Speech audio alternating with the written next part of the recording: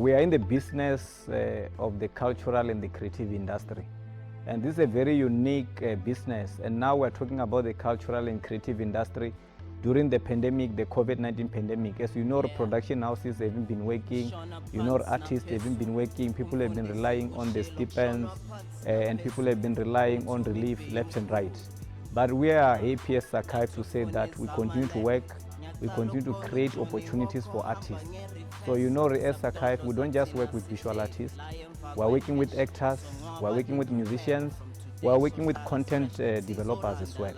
So we just want to welcome everyone to enjoy this show. This is not the last episode. This is not the only part of the platforms we're creating. We've got so many opportunities that are coming.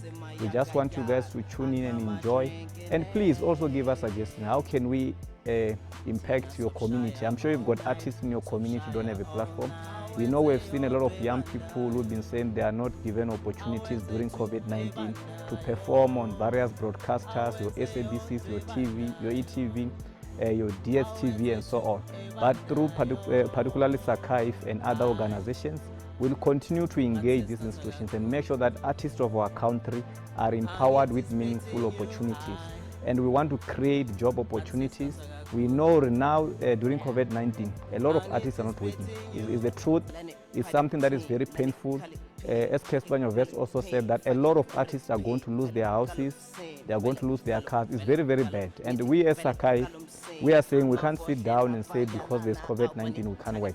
We're going to follow the government regulations because look, government is just trying to save its own people and we must not make the life and work of government difficult. We must contribute where we can contribute. But however, we are saying to government, we want to create opportunities and various online platforms. And we're also saying to government as well, let us have drive-in festivals. Let us have drive-in visual art exhibitions. Let us have the malls giving our artists platforms. Let's not only see celebrities given a platform and space to showcase their work on various televisions. We're saying with the arts and the industry as a whole is for all of us. So as Sakai, we welcome all the talents. We're saying an artist must not be judged because of how many times they appear on TV and how many times that they are being heard on radio. An artist must be judged by the content that they produce. Where you come from, it doesn't matter. The only thing that matters is the amount of work that you have and the knowledge that God gave you.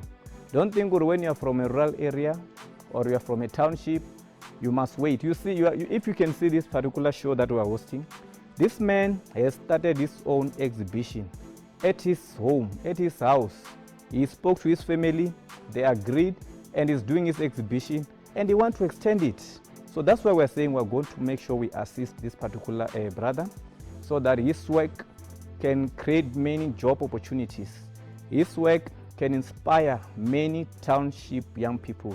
Because we're saying it's not always the case where you have to move to town to make it. Let's try to create opportunities where we are staying so that even the young generations that comes follow on our footsteps and we grow our own environment. Thank you very much.